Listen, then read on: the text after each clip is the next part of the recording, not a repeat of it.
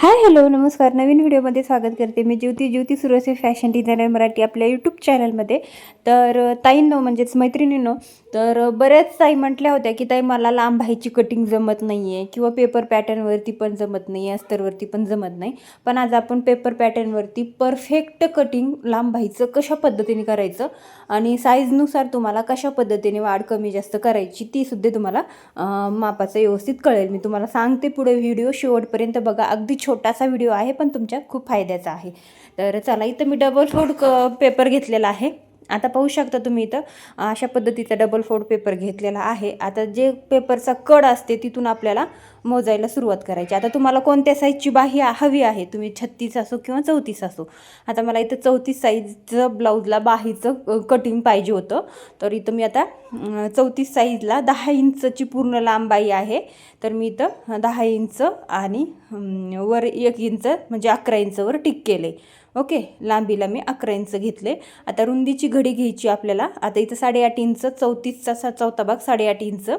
बघा, अशा पद्धतीने मार्किंग करून घ्यायचं. इथं आपल्याला 8.5 इंचची घडी टाकायची आणि अर्धा इंच आपल्याला कंपल्सरी इथं पुढं वरती वाढवायचं आहे. मुंड्याच्या खोलीला एक शिलाई मार्जिन ते तिकडं.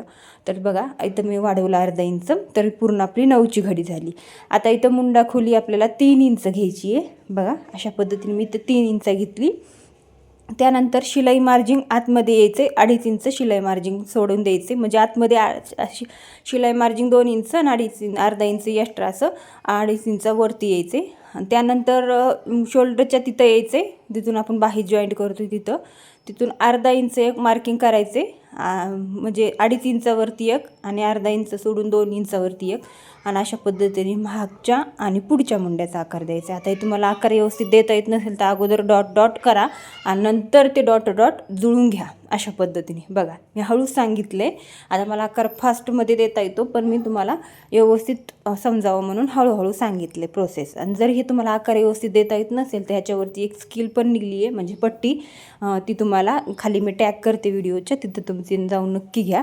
आता इथं दंडे घेर आहे ना, मी इथं 5चा टाकला आहे. 2 इंच शिलाई मार्जिंग बॉटमला टाकलेला आहे दंडाच्या. आणि अशा पद्धतीने आपल्याला दोन्ही पण मार्किंग आपलं करून घ्यायचं आहे. ठीक आहे.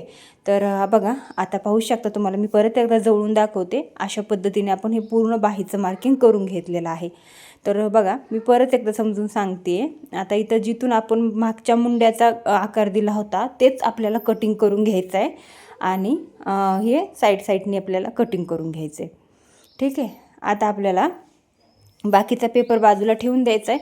हे आपलं बाहीचं कटिंग आपल्याला पहिलं कट मारून घ्यायचा. मध्ये बाही पूर्ण ओपन करायची आणि पुढच्या मुंड्याचा आकार कट करून घ्यायचा आहे. पाहू शकता तुम्ही अशा पद्धतीने. बघा, हे पुढच्या मुंड्याचा आणि मागच्या मुंड्याचा दोन्ही पण किती सुंदर असे आकार आलेले आहेत. आणि हे असे आकार आले तर तुमची बाही खरंच फिटिंगला सुद्धा खूप छान बसते. आणि जर बाहीचं कटिंग परफेक्ट असेल ना तर फिटिंगसुद्धा परफेक्ट 100% असती, छान बसते. तर नक्कीच तुम्ही अशा पद्धतीने बाही कटिंग करून बघा एकदा. आणि एकदा ब्लाऊजला जॉईंट करून बघा.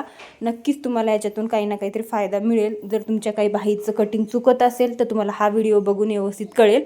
तर बघा, आता 1 इंच आपण शिलाई मार्जिन घेतलेलं होतं. एक्स्ट्रा 10 इंचची बाही होती. बॉटमला अर्धा इंच जातं. मी तुम्हाला मार्किंग करून दाखवते. बघा, अशा पद्धतीने जे आपण बाहीचं फिनिशिंग देतो, अस्तरला बाही जोडतो तर ते आपल्याला अर्धा इंच जातं व अर्धा इंच वरती जातं, जे आपण बाही ब्लाऊजला जोडतो.